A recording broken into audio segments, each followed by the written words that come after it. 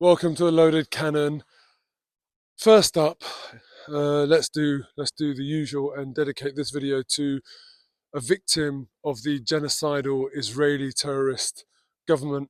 And today it is Mohammed Al-Bar, who was a young man with Down syndrome, who was completely dependent on his family, etc.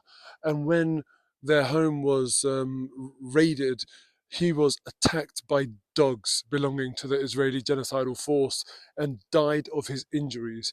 His um, his last words were "Khalas Habibi," which was it basically means enough, and he was completely helpless. So this video is dedicated to him and the heartbreaking circumstances that took his life that are again avoidable. Now, moving on to the game. Look, what can I say? Clearly, I'm disappointed. I don't like Man United. You all know that. But the magic of the FA Cup, it has got so much charm.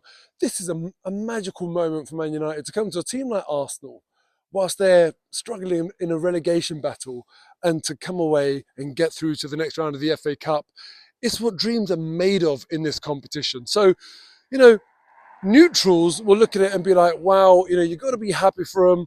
Arsenal fans are going to be very, very embarrassed today to sort of go to, suffer a defeat at the hands of what is basically, almost lower league opposition in Man United. They're so far below us in the league that, this is an embarrassing one. It really is.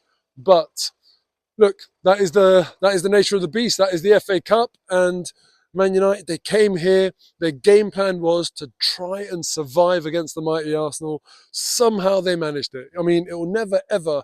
You can play this game 100 times. This won't happen again. But somehow they managed it, and you've just got to sort of be happy for them.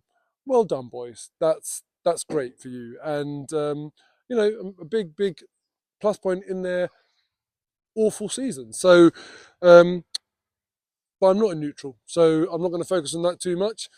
Arsenal need, seriously, we need to kick up the arse, because Newcastle a few days ago, Man United now, that's two cup competitions. We're halfway out of one, and we've got to do a big job to sort of manage to get to the Carabao Cup final. And now we are out the FA Cup.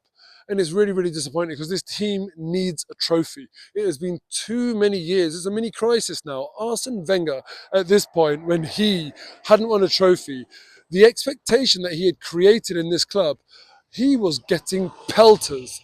And now we're sort of not really talking about the fact that it's been quite a few years with no trophy. And we need to put it right. For me, you have to be really, really realistic about your players and your style of play, etc. And those two things today, against Newcastle as well, we spoke about Havertz, and I said, look, I'm not going to get on his back, but it really, really showed when you got a player like Isaac on the other team, and you got Havertz in your team, and he's having a bit of a mare. It kind of tells you, if you didn't already know, you sort of need a proper striker if you really, really want to compete. Now, don't get me wrong, Man United didn't have a proper striker. They don't have a proper striker. It's very embarrassing. Xerxes, who, I mean, we actually made him look good. It's probably his best game in United shirt. He's that flipping bad, but somehow we made him look good today. And when I look at Arsenal and our attacking options up front, first of all, talking about that, Gabriel Jesus, it looked like a really, really bad one. So best of luck to him. It's a real shame, because you know what? He's actually in a better spell of form at the moment. And to lose him is a massive blow. The only silver lining is that it is January. So if this happened in a month's time, we'd sort of be stuck. But the fact that we can go in, we almost have to now, because it looked really bad. He had his head in his hands, shirt over his head. He knew instantly. I think that sort of could be, I don't know, like a cruciate type injury with the way he reacted. I really, really hope Arsenal go and make what is an awful injury, give it a silver lining now, and go into the transfer market, because Jesus is out and Kai Havertz is not in good form at the moment. And the thing is with Kai Havertz, I defended him last week, and I said, to be fair, he's done all right since he's come in. No one is ever saying that we've got a bargain with him.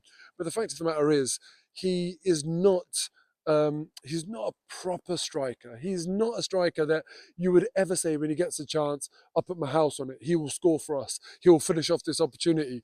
Today he had a nightmare, an absolute nightmare. Not only his penalty, but his chances during the game as well. He was awful. And the thing that I worry about with Kai Havertz is that when he's having a really good spell, when he's scoring goals and doing well, you're sort of a little bit surprised. You're sort of riding the wave a little bit and you're happy. But I feel like he's never far away from sort of like having a bit of a spell where you might, to be rude, you might say like it's a bit of a donkey spell, in all honesty. And that's what we're seeing right now. And it costs you. In these one-off games, in cup competitions, in massive games like title deciders, Kai Havertz is not the sort of player you can really, really depend on. And yeah, that showed today. Now, I don't want to sort of get on his back. I hope I'm trying to be fair to him and assess him fairly here. The thing is, he would make a very good squad player because he's versatile. He can do the sort of number 9 if you need him to, number 10 if you need him to. And, and he does do that quite well, but it's just not good enough and we need to sign a striker. So let me know your thoughts in the comments below if I'm being too hard on Kai Havertz. And if you agree with me, who would you want to go and sign? Who would you think will take us to that next level? I mean, Isak is an obvious one, but Newcastle are never going to sell to us. They would ask for probably north of 100 million until a player's like properly available with a contract expiry or something. I just don't think it's going to happen. Anyway, one thing that we have to admit today as well is that the penalty was soft as hell. I haven't actually seen a replay of it, just watching it live because it was right in front of me. I just thought to myself, if you've got VAR, then it wouldn't be surprising if that got overturned. I don't know if it was a clear and obvious error, but probably should have been a penalty. And we're playing Man United. I mean, come on. It's not Liverpool or a good Man City that we're playing here. It's Man United, for God's sake. It should have been a gimme. And then down to 10 men. We were awful. Our approach play is so predictable. We sort of have a decent bit of momentum or pace coming up to the sort of edge of the opposition box. And after that, we just stop in our tracks and think, all right, now what do we do? Where is the forward movement? I could count on one hand the amount of times an Arsenal player was in possession of the ball and he had other Arsenal players running beyond him. It's not good enough to just be standing in front of him. You've got to run beyond him. Give the defensive line something to think about. Give the person with the ball an option to time the pass, to break the lines. We just don't do that. And the problem is, one thing that has worked for us for a long, long time down our right-hand side is Ødegaard, Saka and Ben White. I sit in the North Bank. I sit on that side of the pitch in the second half when they're working their magic. There's such good interchange between them that yes, it works. But you cannot expect it to work when it's, instead of White and Saka, it's Kai Havertz or Raheem Sterling, or it's Thomas Partey, or it's just substitutes. You can't expect that to work. We've got to do something else. Our approach play is uninspiring and we're too reliant on set pieces. We are not creating enough. It's really, for me, I think, I've spoken about the striker, but a Jorginho and a Thomas Partey, they're not doing enough. They're just simply not doing enough. And why we've got Declan Rice on the bench so often, unless he's sort of managing an injury or something, it's just baffling to me. We really, really do need reinforcements if we want to be a true top team. Don't get me wrong, Arteta's doing a job to make us competitive and challengers, but come on, man, we need to start changing the culture of this club to win trophies and to win trophies regularly. And with the people that we've got, that's not going to happen. Let me know your thoughts in the comments below. Drop a like on the video. I'll see you next time. Head up.